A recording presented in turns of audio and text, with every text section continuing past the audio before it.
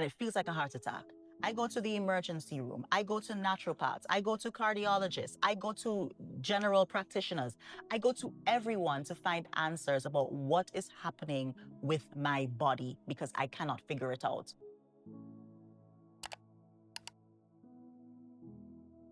Hi, my name is Andrina, and I'm here to tell you about how God saved me and transformed my life in 1 year. Now, I'm telling this story because more or less I'm keeping up my contract with God. I told him that if I give my life to him and I surrender it to him and I actually see a change, that I'm going to tell everybody about what he did. And he kept up his end of the bargain, so now I have to keep up mine. I also feel like this can inspire someone to give their life to God. And honestly, I want everybody to go to heaven. So let's begin. I'm going to try to keep this as short as possible. Chapter 1 is the little girl from Newgate Street. I was born in Antigua and Barbuda. And if you know, you know, in town, there's a road called Newgate Street. I lived at the bottom of that road, literally to the end. That's where I grew up for the first 10 years of my life, right next to Barnes Funeral Home. Yes, I grew up right next to a funeral home. And it really wasn't as spooky as perhaps some people make it seem. I remember sometimes I would walk alongside the funeral home and I would look inside just to see, like, through the mirrors, through the glass, to see, like, are there dead people in there? Like, are there any ghosts? But that was my life. And right next to where I grew up is an area called Point, right? Point is probably one, I don't like to say ghetto. Point is one of the two areas in Antigua that is known to be on a lower socioeconomic scale, more or less. So that is the area that I grew up in. And that is the area that I was so happy in terms of my brought up. See, my father was from Antigua. I mean, he was born in Antigua. He's no longer alive. My mother is from St. Lucia. And so I predominantly grew up with my father's family. And I would visit every now and then and go to St. Lucia to visit my grandmother, etc. I grew up as a very happy child. The house was extremely vibrant. We didn't live in a house or on a piece of land just by ourselves. There were other houses in the yard, so to speak. And all of the other people that lived in our yard were St. Lucian as well. And if it's one thing we're going to do as St. Lucian people, you know, on a Sunday, we're playing country music. Hello. And we're just here to have a good time. And so I remember a lot of music. A lot of the music was actually gospel music. Um, a lot of music, a lot of vibrancy, a lot of laughs, a lot of partying. And when I say partying, we would go to one of the other homes or our homes. We would literally play gospel music. We would just dance. And I remember I was always very vibrant and joyous. So I would be in the middle dancing and just enjoying life. That's what I remember. I remember enjoying life. Now, I did grow up knowing God as well. My father and his family, they were Moravian. I was baptized Moravian. And I remember, now my father had me at a very old age. He was 70 years old when he decided, yeah, you know what? I'm going to have my last child. What was he doing having children? I do not know. And to this day, when I speak to him in heaven, I'm just like, what were you really doing? Anyway, so he had me at 70 years old. And I remember, you know, we would go to church almost every single Sunday. And what I remember is that an hour before we were supposed to actually go to church, he would be in the living room, shoes shined. If it's one thing my dad was going to do, is he was going to dress down. Okay. And he looked good for his age as well. So we would go to church. We would sit in, I think it was the 1, 2, 3, the third pew. My aunts, his sisters, my uncle, his brother, they were all very involved in church. And so it was a situation where I grew up knowing who God was. And I remember being very fascinated by Revelations, the book of Revelations, and thinking to myself, wait, when is Jesus going to come back? Like, you know, is it going to be, I was actually afraid because I'm like, okay, well, when Jesus comes back, obviously you need to make sure that you're in line and you're living well, because this Revelations book is not something to play with. And so I remember a lot of joy. I remember a lot of laughs. I remember that I was my father's shadow as well, because my mom, who was significantly younger than my dad, she was a beautician. And so the house we lived in was a little wooden house. kind of like on stilts. So it was a chattel house. It was movable. And let me tell you, regardless of the fact that our house was an old wooden house, one thing my mother was gonna do is make sure that that house was clean and decorated to the T. She was a beautician. She worked out of our home for a lengthy period of time. So our dining room was her salon. And to this day, people will come to me in the supermarket in Antigua on the road and say, I knew you as a little child. You were so talkative, because essentially our home where I lived was her place of business. So that meant when she was working, I was with my dad all the time when I wasn't in school or daycare. Now, I was his shadow. So I also grew up as a very old soul. I like to do old people things. Morning, I need a full English breakfast. My dad spent a lot of time in the UK, so he had a lot of tendencies that were very British. Now, a nap is always going to get me, because what did I do with my dad? When he's going to take a nap because he's older, I'm going to take a nap with him too, right? Going to the supermarket was one of our favorite things to do, particularly because the cashiers, when they saw me with him, they would also always say, "Oh, your granddaughter is so beautiful," and he would say, "No, no, no, that's not my granddaughter, that's my daughter," because he wants them to know, like, I might be 70 something, but I'm still working. Anyway, so we went to the beach, we had picnics, and then my aunts and uncles were his age, 60s, 70s. So that meant the people that I was interacting with on a normal basis, they were older. So I kind of adopted a very old soul at a young age.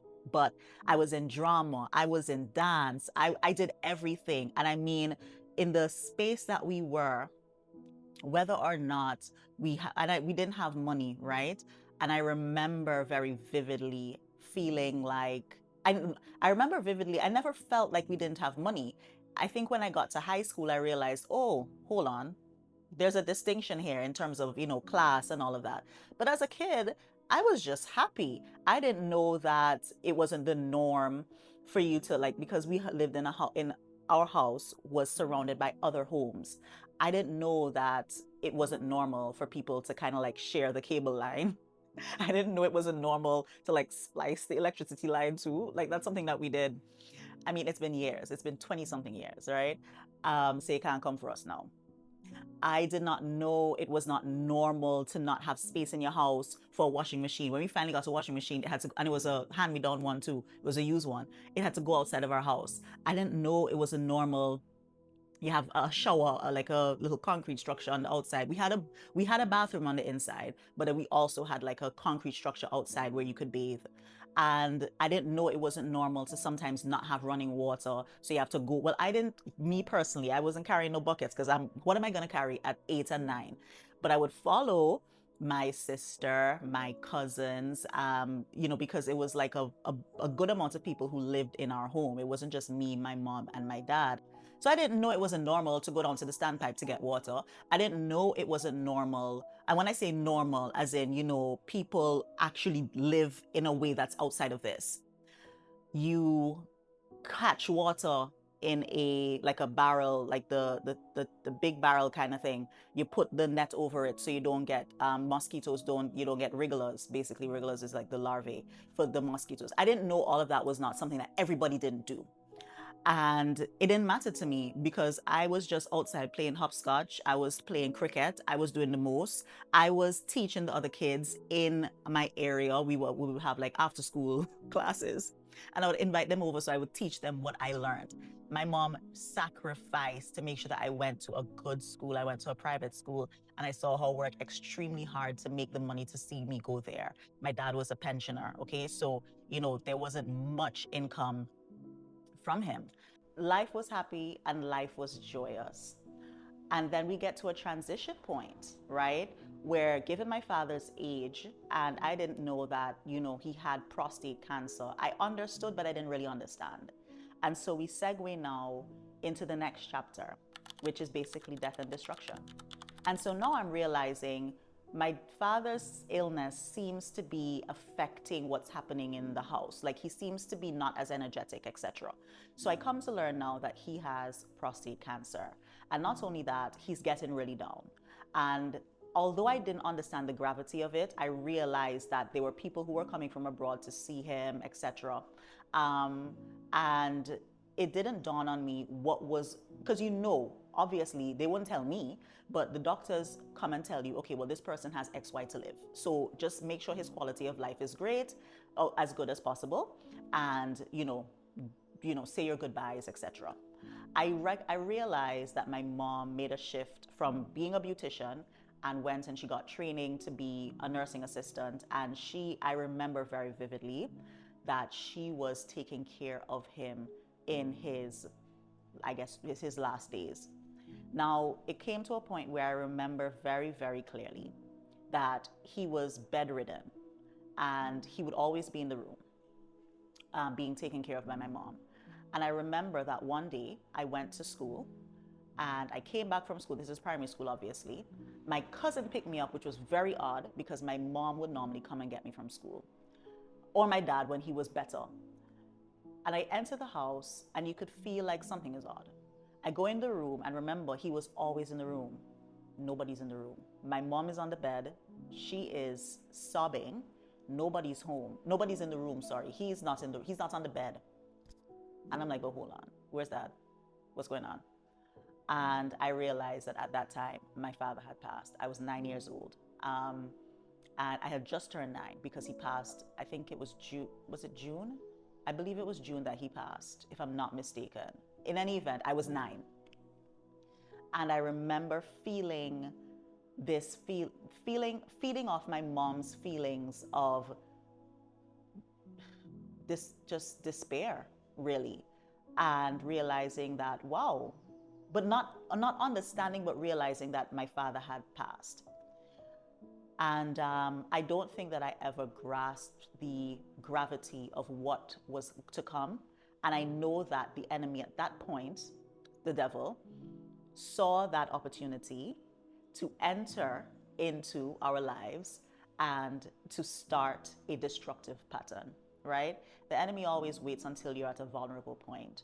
And as a child, a lot of times, the hurt, rage, anger, insecurity, all of the issues that we carry into our adult age, it's because of a broken period of time in our childhood. So that was the time when the enemy said, okay, I'm going to attack. Now, I think that at 9, you don't understand what grief is, and you don't really understand what the consequences of death. When I say consequences, how it can affect you growing up. I remember pointedly that at the funeral, when he was being buried, like put into the ground, that is when I had a complete breakdown, and I remember crying and sobbing because it then became very real to me what was happening. I remember my aunt saying to me, don't worry, I'm always going to be here for you. I can remember that snapshot in my brain. There are many things I don't remember from my childhood, but that moment I remember. And so we get to a point where, of course, my mother's a young woman. She's in her 40s, late. She had me when she was 21 and 9. So she's early 40s. And so, of course, she's going to date. She's going to go out there into the world, etc. and, find someone else. Eventually she does one. And so she finds someone and they get engaged. And this person now at 10, 12, 11, 12, I'm saying, okay, finally, we have stability. And this person had money. And we moved out of our little house in Newgate Street and we moved up to a place in Antigua called Marble Hill, right? And most persons who live in the northern side of the country they are middle high class. And so we moved into a big concrete house with a garage and a yard. I mean, I had a yard because basically all of the houses were in the same yard. So I had a yard. But it's a concrete house. I have my own room. I never had my own room. I slept with my parents. I had never had my own room in my life. I'm getting an allowance and I'm like, wow, this is so amazing. It's a quiet area as well. And I started to call the person, Dad. And I'm like, wow, okay, finally, you just feel a sense of stability. I might not have been able to identify that is the feeling I was feeling, stability, being welcomed into a family, etc. But now I reflect, that's what I was feeling. And so that relationship unfortunately ended very tragically, where I was asleep, middle of the morning, early morning, I'm hearing shouting and yelling and door slamming. And I'm just trying to figure out what is happening. Remember, I'm like 11, 12 or something like that. I think I was in high school. So maybe I may have been about 13, right? Okay, let's say 13. And all I know is that my mom is like, he's kicking us out of the house. He's, we have to leave, we have to leave. And my sister, who did not live with us, my sister is 8 or 9 years older than me. So she was on her own beat, right? She picked us up. It's in the middle of the night. And I just remember scurrying out of this house because this guy my mother's fiance is kicking us out of the house, basically. And I don't remember a lot of it because I think by virtue of trauma, I've blocked it out. But I remember driving off in the vehicle and looking past this house and being like, wow, that's really sad that I'm just like looking at the house I thought was my new home being taken away from me. And by virtue of nothing that I did and nothing that I could do to prevent it. So we go back to the little house on Newgate Street, right? And I remember my mom saying the next day we were sitting on the front step of the house. And obviously I'm a kid, I'm hungry. And I think that was her last $20. And she takes this $20 and she said, go down by the Chinese shop, the Chinese restaurant, because there was a Chinese restaurant, if you know, right next to Destin Supermarket or in the same building. Fun fact, Destin Supermarket was my first job. I had to be between the ages of 8 and 9, and I was bagging groceries. So your girl has been working hard for a very long time. Go down, I get a meal, we split the meal, and I just felt the disappointment that she felt. I felt the confusion that she felt. And now that I'm older, I can only imagine that she was just a baby girl. I don't care if she was in her 40s. She was just a baby girl trying to figure it out as well. And she was probably saying to herself, how am I going to support and give a life to my daughter that she deserves? And that's really sad. Now, that's another aspect of disappointment. And so I think at that point in time, I really started to become very joyless. And I really started to think at 13, how am I going to help my mom? How am I going to get us out of this space? How am I going to now, and this is the hyper independence that has entered the chat. How am I going to work hard? And I can't work hard in terms of like making money, but I then said, okay, you have to get an education. When you get an education, nobody can take it away from you. And when you get that education, you're going to be happy. And you're going to make sure that your mom is going to be good. Nobody asked me to do this, I'm just saying to myself, this is what I'm going to do. And I respect my mom so much because the person, her ex-fiance, and I have forgiven this individual. He has apologized to me, and it's not resentment that I hold on my heart, okay? Let me just say that forgiveness is very important. And I forgave that individual a long time ago. But this is the truth of my story. And so I respect my mother because from what I understand, he came back and said, listen, I apologize. I will give you anything you want. The deed to the house, whatever, because remember, he has money. And my mom said no. She said no. She said, what kind of example am I going to set for my child if I teach her at this age that no matter what, once someone has money, you can forgive them for whatever they have done to you, whatever abuse, whatever manipulation, whatever control. She said no. And she said, I'm going to figure it out. Don't worry. And that I respect her so much for, because it taught me a lot. And the confidence that I have today, the persistence I have today, and the no nonsense attitude I have today is because of the demonstration and the sacrifice that she made. And so we move forward now, and I mean, we're at a destructive point because I've lost my joy and I've now basically turned into an adult at the age of 13. And throughout this phase, I realize now when I'm reflecting that it not forced me, I developed an attitude that was very mean. While I was, happy and still doing things and taking advantage of opportunities, I'm still in drama, I'm still in dance, this is just my personality, right? I'm still talkative. There was a mean girl phase that I went throughout my entire teenage life, that entertaining gossip, making people feel less than, taking joy in it, talking poorly about people, I felt like, I think that what I was trying to do was ensure that I'm going to be mean to you first so that you can't be mean to me. And you have to know that my attitude is one that you can't take advantage of me. And I did that to kind of like not mark my territory, but let you know I'm not the one to mess with because of what I've been through and that I don't really trust you. I don't trust anybody. So let me just let you know from the outset that this is the personality I have. So if you're going to mess with somebody, it's not going to be me. And that was, of course, the wrong approach, but hurt people hurt people. And traumatized people do things to protect and guard themselves. No matter who my friends were, no matter what friends I made, there was always a chip on my shoulder or a guard that I put up because I'm saying to myself, I don't know what you have planned or what you're going to do to me. And that is not the way you want to live life. Of course, you want to be aware and have discernment. That's very important. But this guard that was up really took away from the joy that I felt that I could have. Not only that, I did not want to make any mistakes. So I felt like I had to be perfect to a point in my school, academia, etc., to ensure that, because I knew I didn't have no insurance plan. So while there were other kids, and I was really jealous of them, who had two parents, maybe the parents have money and they're able to do certain things and able to make mistakes. And then, they have an insurance plan because their parents will always be there to, yes, discipline them, but say, okay, let me put you back on the right track. I could not make those mistakes. Not that my mom would not assist me, but I know that she didn't have it like that. She just really didn't. So I felt like I had to be very, very reserved in my approach to everything. So she moves on, she marries someone, and that also ends in destruction, and basically the home that we then moved to, which was a nice middle class, in my opinion, home in a nice area, that home was taken away. Now I am maybe 16 or 17, I think, and again the rug is pulled from my feet.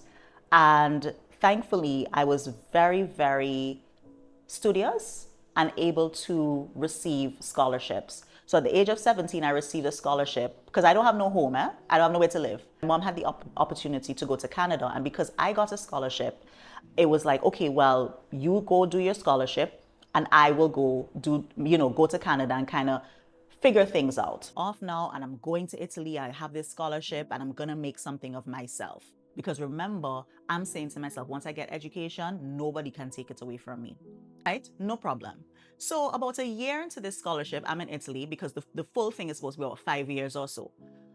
The then government decides that they don't have the money to continue. And it's not just me, it was about six. Actually, it was the Italy cohort and I think the Moroccan cohort. They decided they don't have the money anymore to fund our education.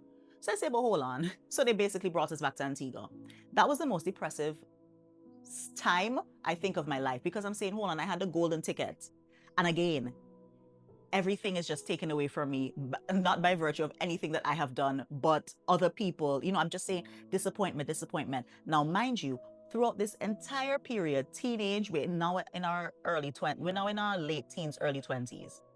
There was no reliance on God. I wasn't calling on him. I wasn't going to church. Remember, I'm joyless. All of these things are happening to me in my life. So why should I depend on God for anything? Because clearly he hasn't even brought me through. God is dead. Why did he have to die? Everybody else was coming to my life to help me or assist me that has tragically ended. So why am I calling on you? No, I'm going to figure it out on my own. Well, so scholarship number one ends in destruction. And I'm just in this state of desperation, survival mode, frustration, hyper independence. And I'm like, how can I make my education happen?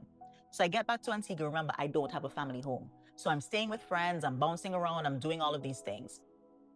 I have a job, but I don't want to work. I'm trying to go and get my education. And it just so happened, by the grace of God, the government changed. Thank you, Jesus. And they realized how we had been more or less, we had been unjustifiably put out of an education, not just myself, but the others who were on a similar path. And so they offered us to go to a scholarship to go to UWI. And do law, I'm going to UWI. And so God works in mysterious ways and supernatural ways, and his blessings. Even when I wasn't looking for him, he still provided for me because I was able to go to UWI on a full scholarship. okay? Because they just transferred it more or less. They didn't have to do it because it was not their contract or understanding or undertaking that the previous government did. And so even if they honored it and they transferred it, say, okay, we can't send you back to Italy, but we can send you to UE. Take it or leave it. And I was like, where do I sign? Where do I sign? And that began my journey in law school. Now we get to the third chapter, which is the blueprint to happiness. Now, the blueprint to happiness is basically, I felt like, listen, I had hit the jackpot and I did it all on my own strength. Remember, I'm not leaning on God. I'm saying, yes, I did this. Great. And I'm saying, all you have to do, Andrina, is put your head down, get good grades, maintain this scholarship that you worked hard for to get. Remember, God is not in any of this for me at this point. And when you get out, you're going to be a lawyer. You're going to climb the ladder. You're going to have happiness. You're going to have money. You're going to be in control. Nobody can take it away from you. You're going to help your mother. You're going to build her a house. You're going to buy her a house. All of that. I'm like, yes, you just keep on this road. So basically, law school is 5 years, 3 years to do your Bachelor of Laws, then 2 years to do your legal education certificate, which is sort of like the equivalent of bar school for persons who are in the US or elsewhere. So it takes about 5 years, no problem. And during this period of time, I still had this reluctance and the lack of joy, the survival mode. I'm still feeling not particularly happy. I'm just putting my head down and doing what I have to do because I know that happiness is on the other side of this 5-year period. We get to the end of the 5-year period and our class graduated in the midst of COVID. Now, let me say I really excelled in law school. I represented both of my academic institutions internationally. I was an international mootal. I was on the dean's list. Like, I was a good student, which for me meant that I would be a good lawyer. It only tracks, right? I received, awards for prestigious internships. I mean, I did well. Now, we graduate in COVID. So this is 2020, we graduate, yeah. And there was nobody was really hiring at that point in time. Now, I don't think I mentioned that in my teenage and young 20s, I was involved in radio, broadcasting, media, pageantry. I've always enjoyed communicating. I've always felt natural on camera. I've always felt natural just speaking to a group of people. It's something that comes natural to me, and I don't feel particularly intimidated. And so while I realized that there was no job that was readily available in law, I said, well, hold on, there's an opportunity in our state media. I was able to land a position as a co-host and news anchor. Now, that was wonderful. I enjoyed it because I genuinely enjoy interacting with people on camera. And then I received an opportunity to start as an intern and then transfer as an associate in private practice. Hated it. Got out of law school, 5 years, blueprint to happiness, got into the private firm and realized that this is not what I want to do. I said, okay, hold on. If I don't like private practice and I don't like litigation, there must be something else out here for me. Because at the end of the day, you don't have another option. Remember, this is the key to your joy. So I received an offer from another organization in another Caribbean country. And I say, okay, there's no litigation. It's more up my alley. Let me try this out. Boring. Did not like it. I could appreciate it. I was somewhat intellectually stimulated. Did not like it at all. I say, okay, hold on. What is happening?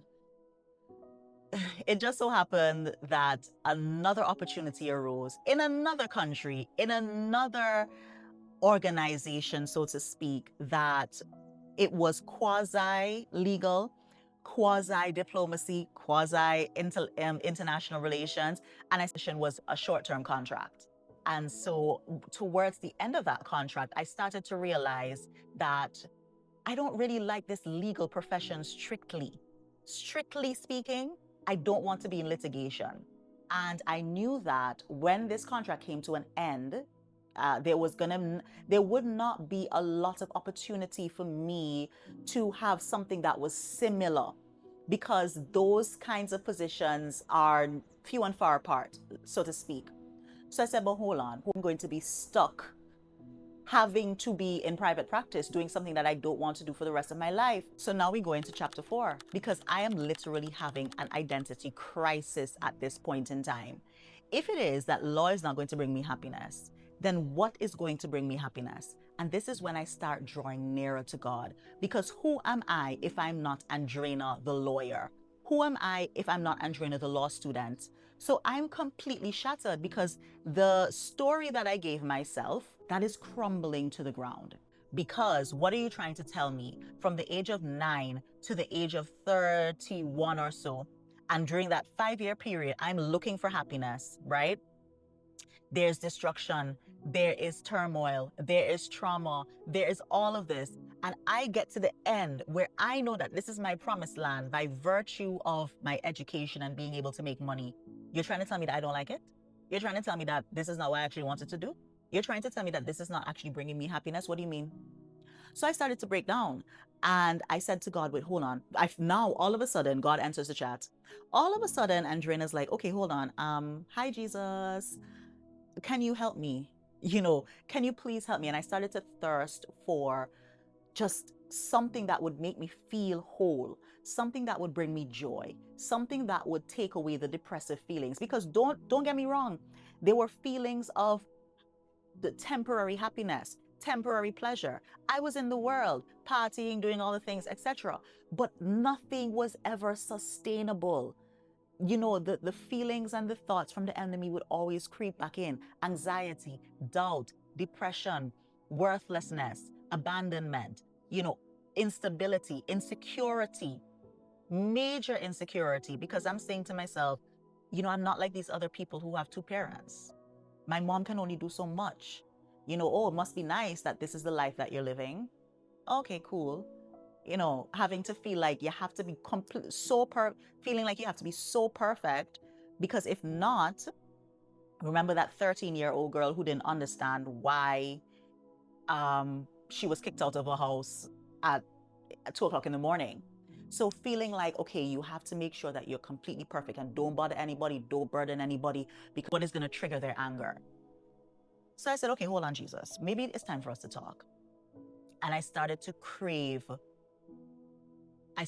his presence, and I started to look into what God is about. I remember saying, in my early 20s, I don't really know about this God thing, but I'm just going to be a good person and live my life. Girl, not you blaspheming against Jesus and the Trinity. Anyway, so I start listening to sermons. I start, playing worship music. I remember one time I was in my living room feeling so confused and distraught about, this path of my life. And I remember listening to worship music and the realization that I came to, it wasn't sadness, it was gratitude, because I realized how God had brought me through all the opportunities, all the people that helped me, all the situations where I was, where I thought that I couldn't push anymore, but there was some sort of strength, how strangers and family members came to my assistance and my rescue. And I was in tears. I started to cry. I started to bawl out, because I realized that and I felt so ungrateful, because I realized that even though I was not looking for him, he was holding me through everything. And I was like, wow, I am so blessed, just by virtue of the fact that I'm still alive. Did I tell you that the devil tried to take me out? Side note, the devil tried to take me out at least 3 times in my life. First, my mom, she was pregnant with me, she got in a really bad accident with my dad. Her foot broke. She has her femur, her shin, part of her foot broke, and she has steel in her leg now.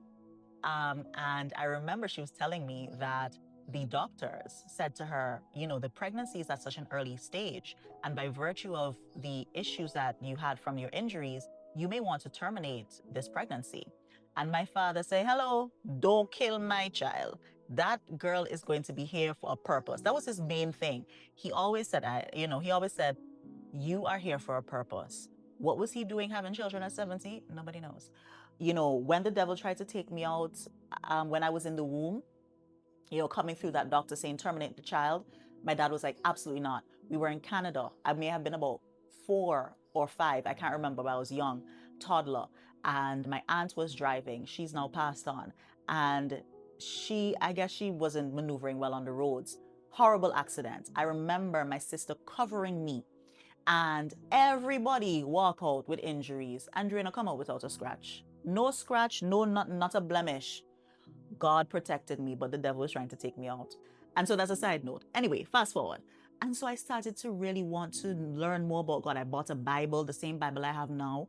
And it was a slow process. And I said, God, if you can show me my skills, show me my talents, because I don't know if I want to do this law thing for the rest of my life. If it is that I can only be in litigation, show me something else that I can do. And he's like, girl, I gave you a mouth. I gave you a mouth to talk.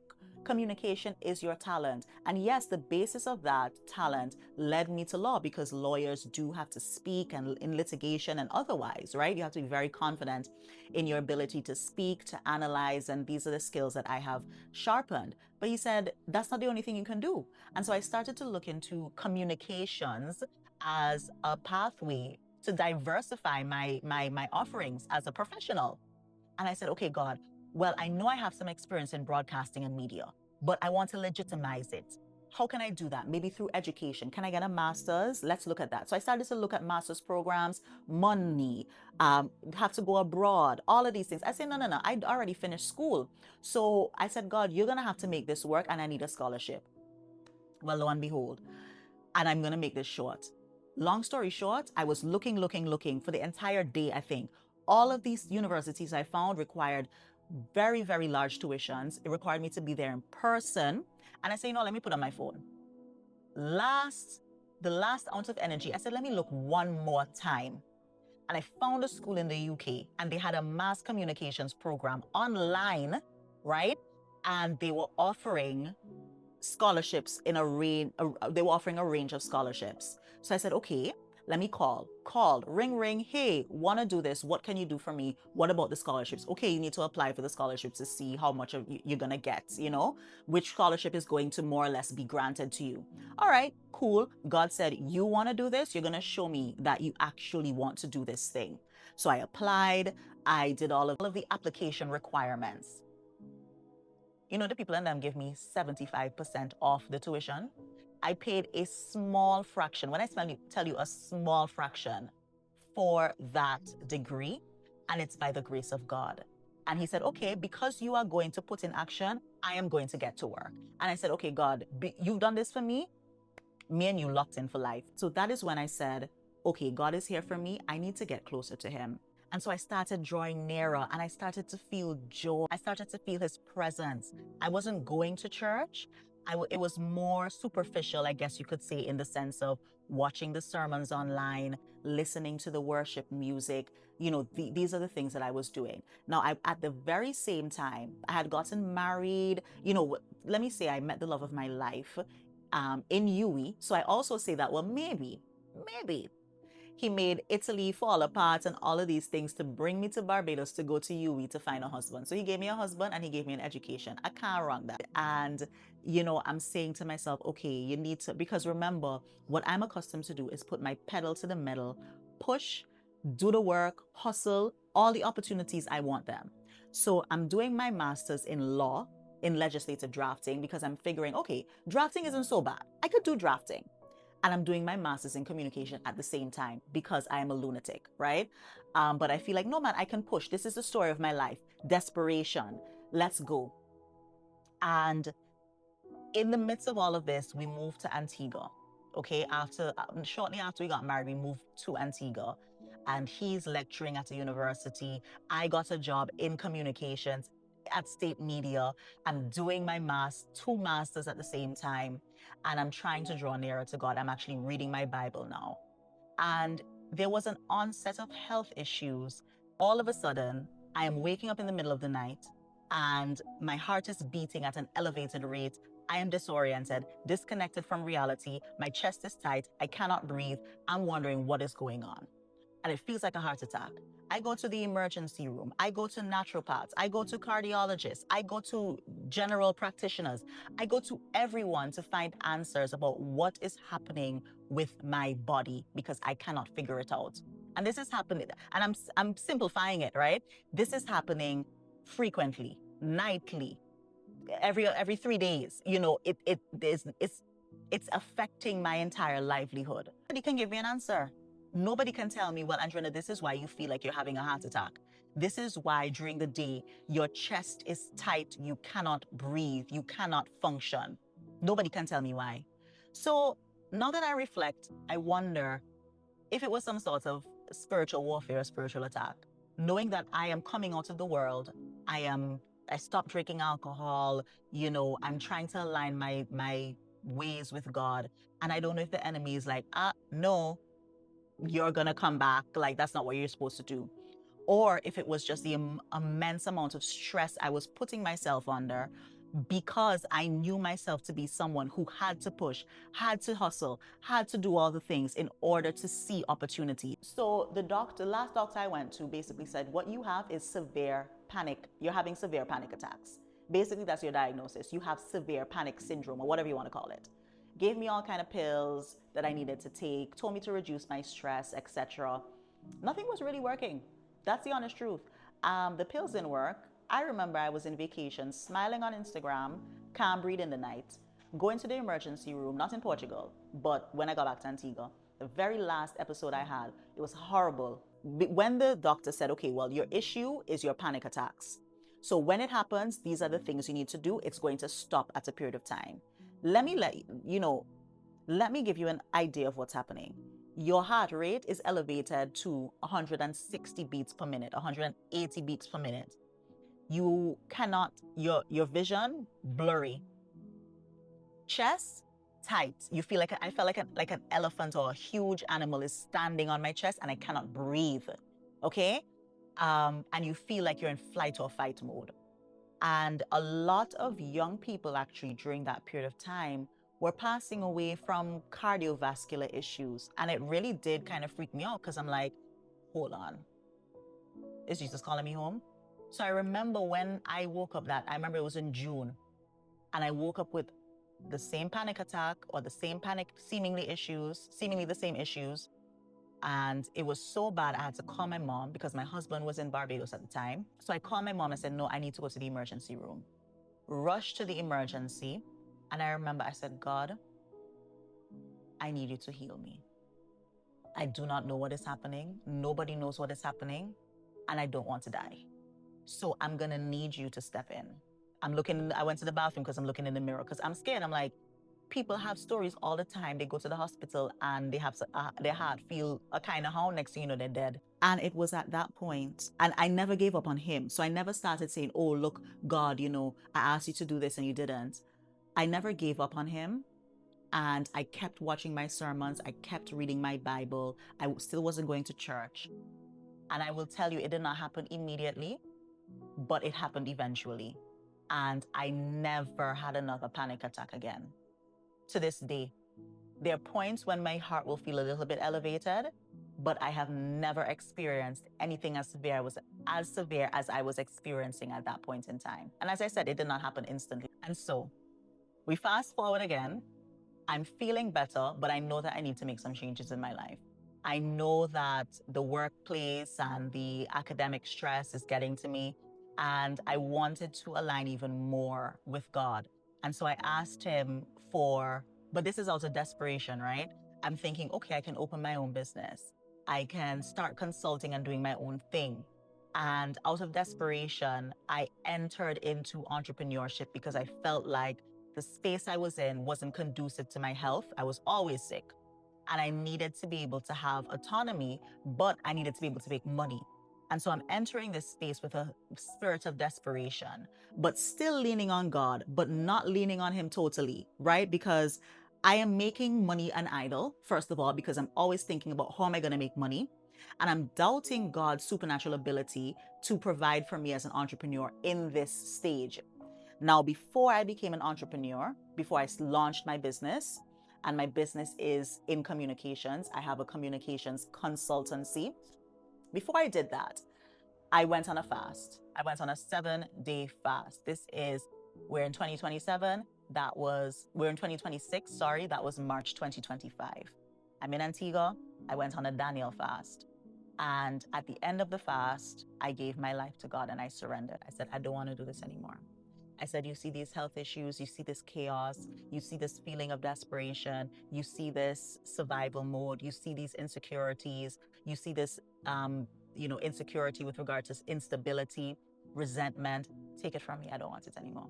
I have been doing this since I was 10. I can't, I'm in my 30s. We can't be going back and forth with this. I give it all to you. And I surrendered my life to him at that point in time. But because I'm a newbie, right? I'm just on this walk. I just reached. And so because I wasn't very deep in my faith, I was still in a mode of desperation. And I was still in a mode of wanting to make sure that I was making money and desperate about it. And wanting to have all the clients, wanting to take all the jobs, all the opportunities. And God said, no, girl, you need to dial it back. You need to understand that rest and restoration right now is your portion. You need to realize that you have to dedicate your life to me. And so this is where we get to the next chapter, dedication. Dedicated my life to God, but I didn't do it fully because I wasn't resting. I wasn't strengthening our relationship. I wasn't going to church. I was just reading the Bible, praying, feeling like, okay, I'm surrendered, so I'm good. God said, no, take away all the clients, take it all, take it all, take it all, take it all away. Pruning season. Ooh, wow. I wanted all the clients. I wanted all the opportunities. If I had to work 8 days a week, I'm going to do it. He took all my clients away except for one client. And that client was able to pay all of my bills very well. Pruning season. Friends dropping like flies. Took it away. Opportunities. Nope. I want you to abide in me. I want you to depend on me. And then he relocated me. You see how you feel like because you are in Antigua and this is your country, you're going to keep doing the things that you were doing when you were living here? Nope. Come out. Next country. It's the best thing that he could have ever done because he provided like a father would. He disciplined like a father would. He put me in a situation where I had no choice but to lean and depend on him. He gave me a home church where I could go and praise him, worship him, get closer to him. He gave me the time to understand that I was deserving of rest, that I was deserving of good things. He gave me the time to meditate on his word and do the introspection and the work that I needed to do within me to find joy in him. I was seeking happiness from everything else.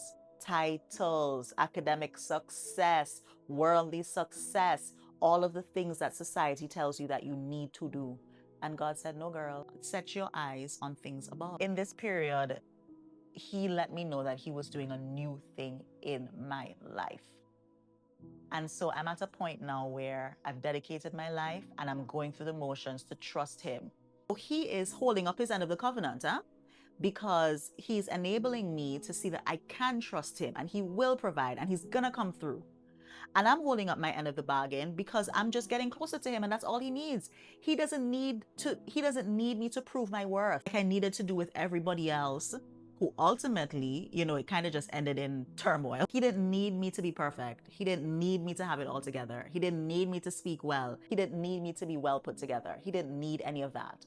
He just wanted me to come and spend time with him. I realized that what I need to do in this point in time is pick up my cross every day, enter into a mode of sanctification.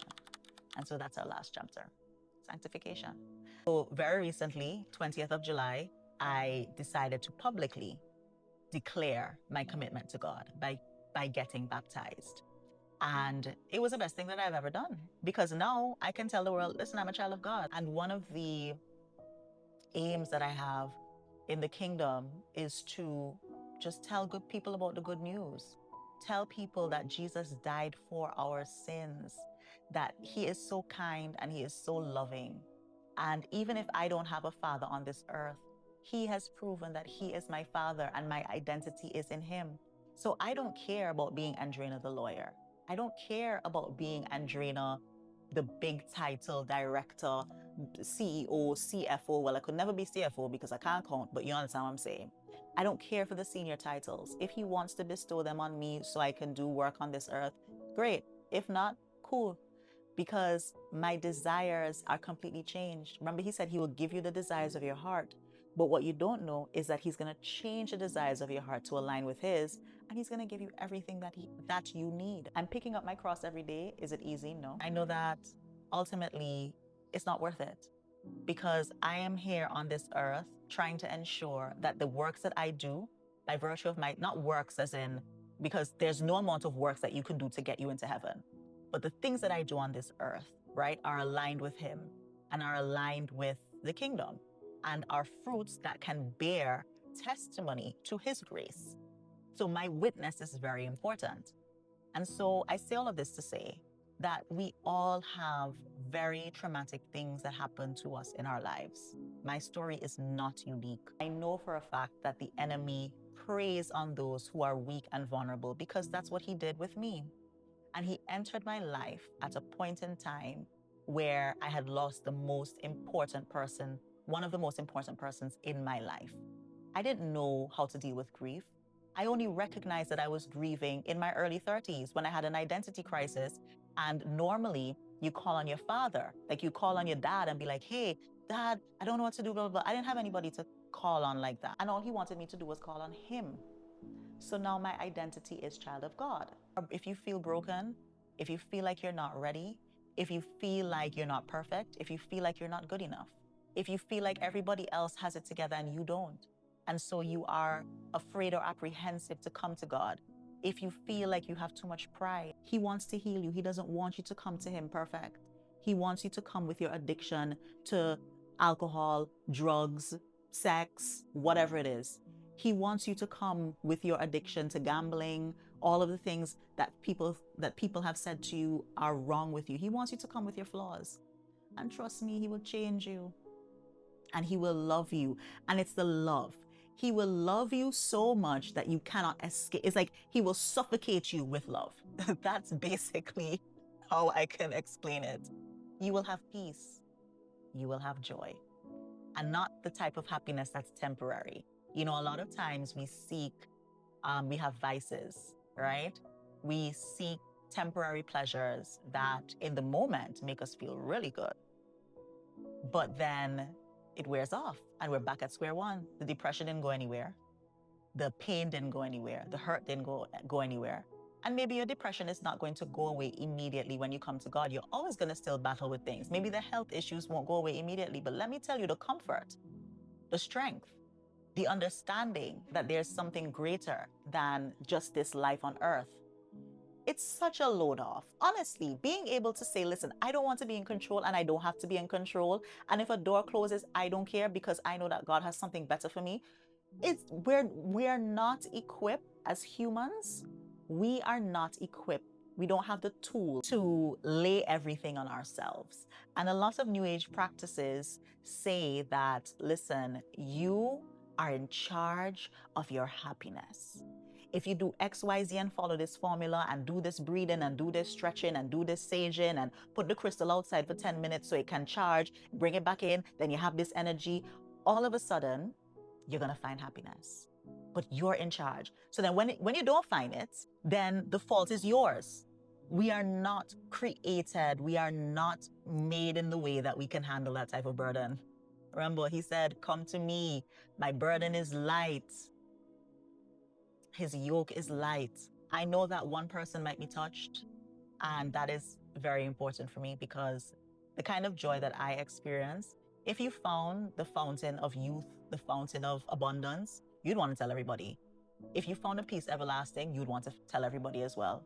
And that's the mode that I'm in. I just want to tell everybody, like, hey guys, I found the source. So I want to thank you so much for listening to me today. And I want to thank you for listening to my testimony. It's been a long time coming. And one of the things that I want to continue to do is talk about God and how he's changed my life, and not only how he's changed my life, but some of the things that the Holy Spirit has revealed to me on my walk. And it really has been a walk of faith. It has been a walk of really building my faith, and I'm continuing to do so every single day. And I realize that it's hard to believe and it's hard to have faith, but there's so much transformation on the end of faith and having a little bit of faith in God. And that's what I want for all of us. And so Thank you for listening to me. May God bless you and keep you.